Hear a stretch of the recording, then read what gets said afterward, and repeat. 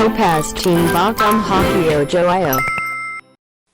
학개서는 우리가 지금 소예언서를 계속 같이 나눠보고 있는데 한번 간단하게 정리를 해볼게요. 이 다윗 왕 때부터 시작된 왕국을 통일 왕국이라고 하는데, 이 솔로몬의 아들 때에 이 나라가 두 개로 쪼개지게 돼요. 북이스라엘과 남유다로. 이때를 분열 왕국이라고 합니다. 근데 이 분열 왕국 시대에 이전에 없던 선지자들이 나오게 되는데, 남유다 출신이었던 선지자 중에 아모스라는 사람이 북이스라엘로 가서 말씀을 선포하기 시작해요. 그리고 특이하게도 책을 씁니다. 책을. 이전에는 사람들의 입으로만 말씀이 전해졌었는데, 이때는 양가죽에다가 글을 써야 되기 때문에 약을 수십 마리 잡아야 되잖아요. 비쌌단 말이에요. 책을 쓴다는 것은 왕궁에서 왕들이나 할 수 있는 그런 일이었어요. 아모스라는 큰 사업을 하는 사업가가 책을 썼습니다. 하나님의 예언을. 그래서 북쪽으로 가서 말씀을 전하는데, 이 말씀이 어떤 말씀이냐면 이전에 이 사람들이 들어보지 못했던 말씀, 바로 너네 나라가 망할 거야, 그리고 하나님이 다시 회복시키실 거야, 이 말씀, 심판과 회복에 대한 말씀을 전하기 시작해요. 그리고 글로 남겼어요. 그러니까 북쪽 사람은 얼마나 기분이 나빠요. 이때 당시에 북이스라엘은 역사상 가장 부강하고 가장 잘 사는 타이밍이었어요. 근데 갑자기 남쪽에 있던 선지자도 아니고 일반 사업가였던 사람이 자기 나라에 와서 망한다고 막 선포를 하니까 얼마나 이 생뚱맞게 느껴졌겠습니까? 그리고 이 아모스 이후로 호세아라는 사람이 등장합니다. 북이스라엘은 이 호세아 선지자가 말씀을 선포한 후로 또 하나님께서 심판하실 것입니다, 그리고 회복하실 것입니다 하는 이 메시지, 여호와께 돌아오라, 우리가 하나님을 알자, 힘써 알자, 이렇게 호세아가 외치고 호소하는데, 이 말을 듣지 않았던 북이스라엘, 호세아 선지자를 마지막으로 아수르에게 멸망당해요. 완전히 사라집니다. 북이스라엘의 10지파가 완전히 역사상 사라져버려요. 그리고 이 아모스, 호세아와 같은 시기 이때에 대표적인 왕이 히스기야 왕이 남유다에 있었는데, 이때에 이사야, 미가, 나훔 이런 사람들이 이제 나오기 시작해요. 이사야가 나와서 그때부터 이제 계속 선지자들이 심판과 회복의 메시지를 전하는 선지자들이 나오기 시작합니다. 남유다야, 너도 망한다, 너도 망해, 그렇게 살면 너도 망해, 계속 이야기하는 거예요. 이때가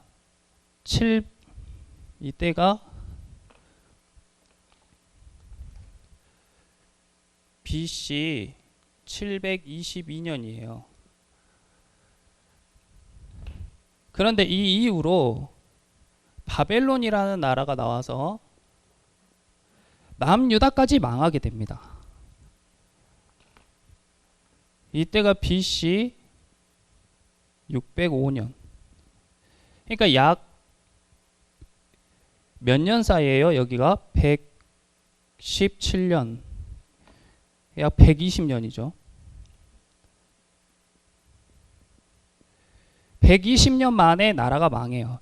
그리고 이 사이에 우리가 나누었던 스바냐, 하박국, 예레미야, 이런 선지자들이 계속해서 망할 거야, 망할 거니까 돌이켜, 너네 좀 돌이키라고 계속해서, 짧은 시간이 아니에요, 120년 동안 계속 백성들에게 회개를 촉구합니다.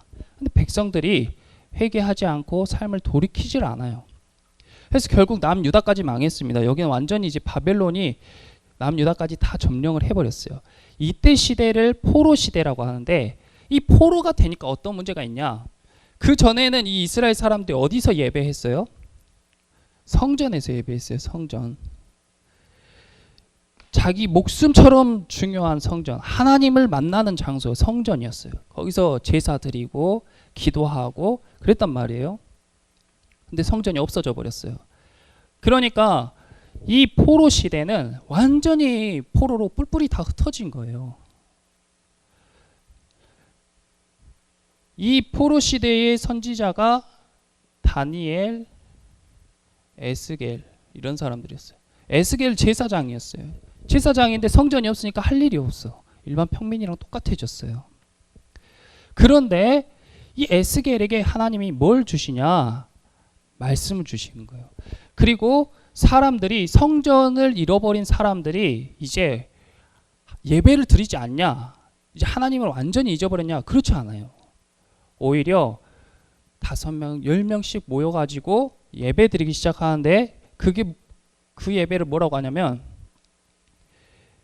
회당이라고 해요. 회당. 우리로 치면 목자 같은 거예요. 목장. 이때부터 회당 문화가 발달을 해요. 그리고 이후로부터 계속 이 회당 예배, 회당 문화가 발달을 합니다. 그리고 사람들이 이제 모여서 뭘 하기 시작하냐. 예전에는 짐승을 잡아주고 제사를 드리는 게 예배의 주 포인트였어요. 근데 이때부터는 이제 뭘 하기 시작하냐면 이 사람들이 모여서 율법을 공부해요. 말씀을 공부해요. 무슨 말씀을 공부하겠어요? 모세오경부터 시작해서 이 사람들이 했던 이야기들, 아모스가 이때 써놨던 책을 바탕으로 공부하는 거예요. 아, 그때 우리가 말을 들었어야 되는데, 그때 우리가 말을 들었어야 되는데 말을 안 들어서 이렇게 됐구나 하고 배우기 시작하는 거예요. 그러니까 아모스는 이때 왜 책을 썼냐? 이 사람들이 이렇게 될지 하나님이 알고 있었죠. 근데 이 후대 사람들을 위해서 책을 남겨놓은 거예요. 그러니까 깨닫고 이제 공부를 하기 시작하는 거예요. 그리고 세 번째 뭘 했냐면 실천을 했습니다. 이제 말씀대로 살아야 되구나 사람이. 이걸 이제 이 포로 시대 때 이걸 깨닫는 계기가 된 거예요. 그러면 이제 자 우리는 이렇게 회당 예배가 이제 개발이 됐으니까 성전은 필요 없어 이랬을까요? 그렇지가 않죠. 이후에 BC 538년 페르시아가 여기 이제 페르시아란 나라가 바벨론을 멸망시키고 새 왕국을 딱 건설하는데 놀랍게도 기적적으로 이 페르시아 초대 왕이 이스라엘 사람들에게 너네 이제 너네 땅으로 돌아가서 하나님의 성전을 짓고 우리나라를 위해서 기도해라 이렇게 해준 거예요. 그래가지고 이스라엘 사람들이 이제 페르시아로 돌아가서 제일 먼저 한 일이 뭐겠어요? 성전을 지었어요. 성전을 지으면서도 예배는 계속되고 말씀의 공부도 계속하고 이제 말씀을 실천하는 것도 삶으로 실행한 거예요. 이런 과정이 필요했던 겁니다. 이때 이제 이 귀한 시대, 자기 나라로 다시 돌아오는 이 귀한 시대에 활동했던 선지자들이 바로 오늘 나눌 학개와 이제 이후에 볼 스가랴, 말라기예요. 이런 배경을 알고 있으면 말씀을 읽을 때 더 그 시기에 적절한 말씀을 알 수가 있겠죠. 그런데 사람들이 이제 생각해 보세요. 이걸 이제 알았어. 그리고 포로 생활에 끔찍한 정말 이렇게 예배도 못 드리고 처참한 생활을 했단 말이에요. 그래서 가슴을 치며 막 후회했을 거 아니에요. 진짜 하나님 말씀을 들으면서 잘 살 걸. 이제 진짜 하나님 우리에게 한 번만 더 기회를 주시면 우리가 예전처럼 하지 않겠습니다. 하고 마음에 다짐하고 다짐했을 거 아니에요. 70년 동안. 약 70년 동안 계속 그렇게 다짐을 했어요. 그런데 기적적으로 하나님이 고레스 왕을 통해서 본국으로 돌아갈 기회를 주신 거예요. 근데 이때 선택의 갈림길에 놓이게 됩니다. 70년 동안 페르시아에 이제 정착하면서 힘들게 재산을 모아서 이제 좀 잘 먹고 잘 살게 되었는데 이스라엘 땅은 아무것도 없어요. 황폐한 땅이에요. 가면 다시 처음부터 다시 시작해야 돼.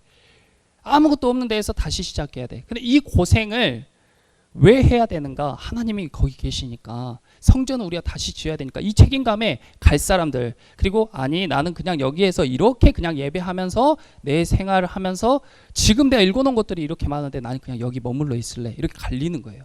처음에 돌아가는 사람이 5만 명밖에 없었습니다. 그 사람들은 엄청난 이 꿈을 안고 갔을 거 아니에요. 이제 우리가 가기만 하면 하나님께서 지금까지 우리가 배웠던 심판과 회복의 메시지, 이 회복을 우리가 경험하게 될 거야.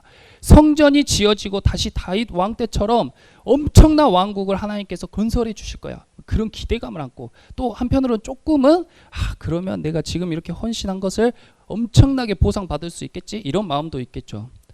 그래서 이 들뜬 꿈을 안고 귀환을 했는데 막상 이스라엘에 돌아가 보니까 허허벌판에 돈도 없고 먹을 것도 없어. 근데 거기에서 힘을 내서 같이 성전을 지어보자고, 이 성전만 지어지면 뭐가 되겠지 하고 성전을 지어보려고 하는데 거기에 살고 있던 사람들이 계속 방해하는 거예요. 자기들이 이미 70년 동안 살아온 그 땅에 원래 주인이 돌아오니까 원래 주인들이 정착하지 못하게 계속 방해하는 거예요. 그러니까 성전 짓는 거는 지으면 부서지고 진행이 안 되는 거예요. 이렇게 정체된 시기가 20년입니다. 20년. 수많은 사람들이 모여서 성전 한 건물 하나 짓는데 20년 동안 진전이 없어요. 그러니까 얼마나 마음이 낙심이 되겠어요? 아, 뭐지 이거? 하나님께서 분명히 회복하신다 했는데. 그러니까 사람들 마음에 이제 이런 게, 하나님이 진짜 계신가? 하나님이 진짜 살아 계신가? 내가 들은 게 진짜 하나님 말씀이 맞나? 이렇게 의구심 들게 되는 거예요. 그러면서 반응이 또 둘로 나뉘게 됩니다. 자, 한 그룹은 이렇게 생각해요. 아, 하나님의 말씀은 분명히 이루어지는데 나중에, 먼 미래에, 앞으로 이루어지긴 이루어질 거야. 먼 미래에 이루어질 거야. 그러니까 계속 기다리고 기도만 하는 거예요. 그런 그룹이 있었고, 또 한 그룹은 아, 이제 나 먹고 살기에 바빠. 이제 이거는 너무 흐지부지해져 버렸어. 하나님의 성전 짓는 일은 흐지부지해져 버렸어. 그리고 아, 이게 하나님의 뜻이 맞나? 나중에는 아, 이건 하나님의 뜻이 아니었다. 이건 우리들의 그냥 욕심이었다. 이거는 성전 짓는 거 그냥 우리들의 이상이었다. 이렇게 생각하고 내 가족 챙기기에, 나 먹고 살기에 이제 현실에 안주하는 사람들이 생겨나기 시작하는 거예요. 그러면서 그 사람들의 마음이 이제 식어지죠. 계속 이렇게 성전 짓기가 더뎌지니까 사람들이 마음이 쫙 식어져요. 그리고 현실에 완전히 적응하게 됩니다. 그런데 제가 이 모습을 보면서 참 하나님의 말씀은 우리 삶과 밀접한 관계가 있다. 참 놀랍다. 자, 우리가 이럴 때가 있었습니다. 여기 빽빽하게 이렇게 학생들이 차가지고 뜨겁게 예배하던 때가 있었어요. 얼마 안 돼요. 이렇게 막 100년, 200년 전이 아니에요. 얼마 전이에요. 그래서 아, 이제 우리가 하나님께서 이 도시를 깨우고 이 하나님의 나라를 확장시키기 위해서 이제 예배를 회복하자. 그래서 이 성전에 300명의 학생들이 모여서 예배하는 곳으로 만들자. 이런 비전을 이제 저를 통해 주셨어요. 그래서 연초에 우리가 파이팅을 외쳤습니다. 300명 하자고. 금방 막 될 것 같았어요. 아, 막 한 주에 막 몇십 명씩 막 올 것 같았어. 근데 생각처럼 전도는 잘 되지 않고, 근데 얼마 뒤에 바로 코로나가 또 터지고, 아니 사람이 늘기는커녕 줄어가고 예배 인원이 적어지고 자꾸 나라에서 떨어져 앉으라고 하고 집에서 예배드리라고 하고, 그러다 보니까 어떻게 돼요? 똑같이 아, 언젠간 이루어질 텐데 내 때는 300명은 무리다. 아, 지금 이렇게 50명 모이기도 힘든데 300명은 진짜 무리다.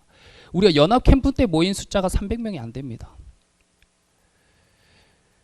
아, 무리다. 이런 사람이 있고, 또 한편은 무뎌져요. 마음이 완전히 식어졌어. 아. 그리고 자기 삶에 나 공부하기도 바쁘고 내 생활하기도 바쁘고 나 지금 놀기도 바쁘다. 이렇게 갈려진 거예요. 그런데 하나님께서 이런 이스라엘 백성과 저와 여러분들에게 어떤 메시지를 지금 학계를 통해서 주고 계시냐. 하나님께서 이렇게 된 것은 다 우리들의 무관심과 자기 만족 때문에 이렇게 된 거야. 무관심해. 관심이 없어. 오늘 몇 명 왔는지, 도대체 저 때의 학생들이 몇 명이었고 지금 계속해서 예배 드리지 않고 있는 내 친구들이 누군지 관심이 없어. 옆에 있는 사람이 예배를 드렸는지 안 드렸는지, 교회가 지금 어떤 방향으로 가고 있는지, 세계가 지금 어떻게 돌아가는지 관심이 없어. 도무지. 오로지 자기 일, 내 생활에만 관심이, 내가 재미있는 거. 그리고 자기 만족. 그래도 나 정도면, 이 시국에 내가 이렇게 예배한 나 정도면 잘하고 있다. 나 정도면, 모든 사람들이 딱 자기의 기준 이 정도면 됐어. 그러니까 믿음의 진보가 안 나는 거예요. 돌파가 안 생기는 거예요.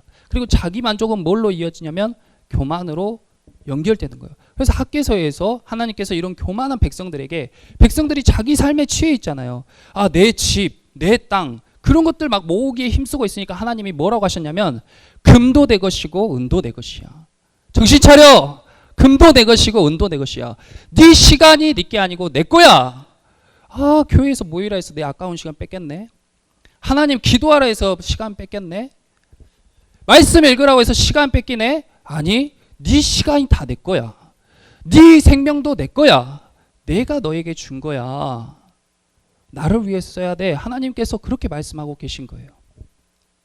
그 두 번째, 하나님에 대한 이 헌신이 미직지근해져.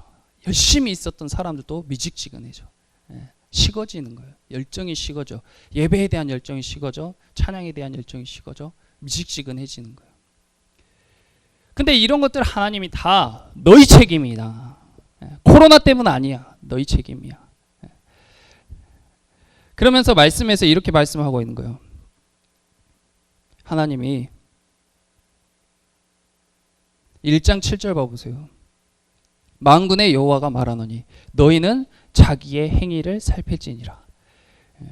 너의 행위를 살펴라. 너가 어떻게 했는지 살펴봐라.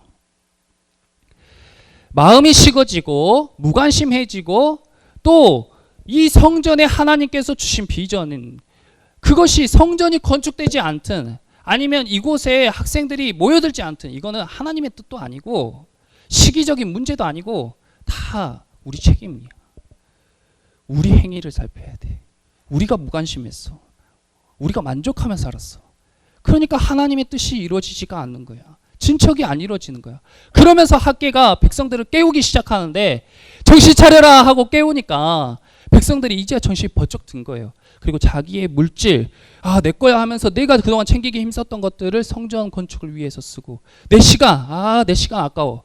열심히 일해야 되는데 어차피 부서질 저 성전 때문에 내가 시간 너무 버렸어. 이렇게 생각했던 사람들이 시간을 내서 성전 건축에 자기 시간을 들이고, 이렇게 한 것이 20년 동안 진행이 안 되던 것이 약 2주 만에 다시 진행이 됩니다. 그리고 성전 건축이 끝난 이후에 또 비슷한 성벽을 지을 때 비슷한 일이 생겨나게 되는데, 그때 느헤미야도 똑같이 백성들을 촉구해서 순식간에 성전이 지어져 버려요.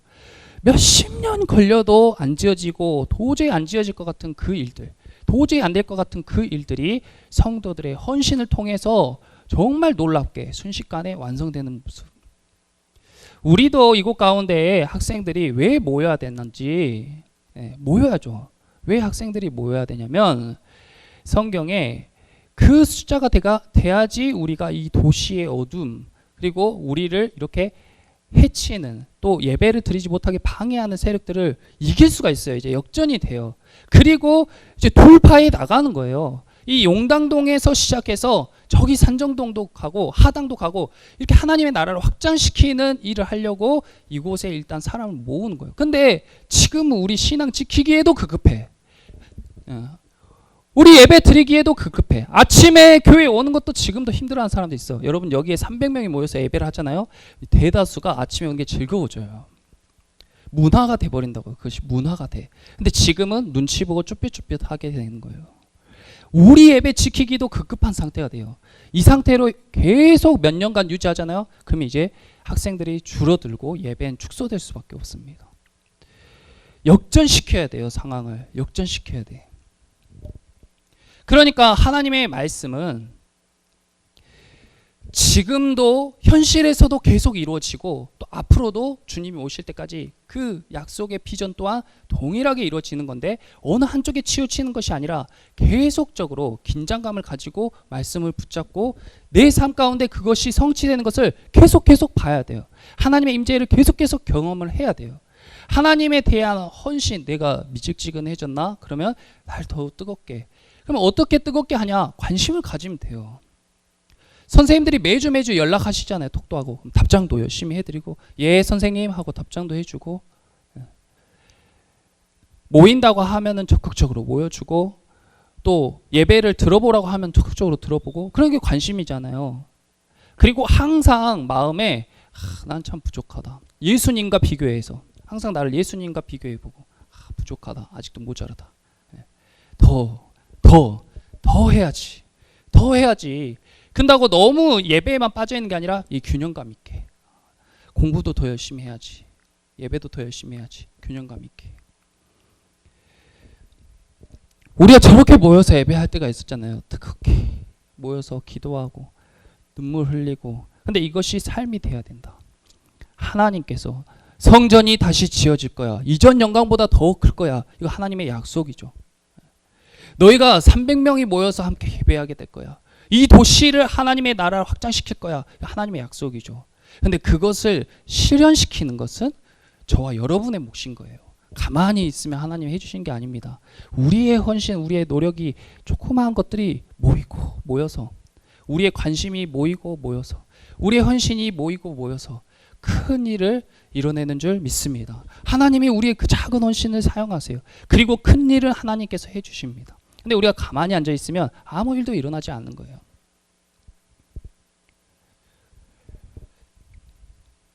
그래서 하나님께서 학개서를 통해서 이렇게 말씀하셨습니다. 2장 4절에 그러나 여호와가 이르노라 스룹바벨아 스스로 굳세게 할지어다. 여호사닥의 아들 대제사장 여호사야 스스로 굳세게 할지어다. 여호와의 말이니라 이 땅의 모든 백성들아 스스로 굳세게 할지어다. 스스로 굳세게 할지어다.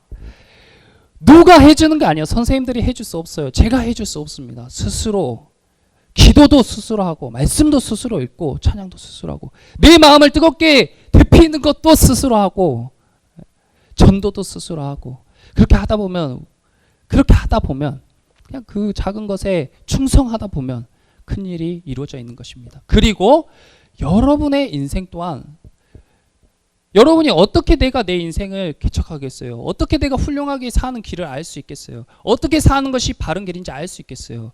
오직 하나님의 말씀대로 충성하며 헌신하며 살아가다 보면 여러분의 인생 또한 훌륭한 인생이 되고 후회 없는 인생이 되고 그리고 여러분의 앞으로의 미래에도 두려움과 걱정과 근심이 가득 찬 미래가 아니라 어디 대학 가지?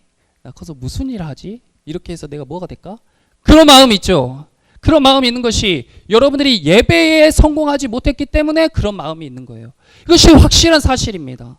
여러분들이 하나님의 말씀대로 충성하고 헌신했을 때 마음 가운데 그런 근심과 두려움이 싹 사라지고 미래에 대한 희망과 비전과 꿈으로 가득 차게 되는 거예요. 하나님의 말씀대로 살았을 때에 예배에 헌신적이었을 때에 예배에 승리했을 때에 그것이 그대로 흘러서 여러분들의 인생을 팍팍하고 황폐하고 메마른 여러분들의 인생을 촉촉하고 적셔주고 충만하게 번성하게 해줄 것을 믿으시기 바랍니다. 말씀이 아니고 지금도 성령님께서 우리에게 하고자 하는 말씀을 전해주는 도구다.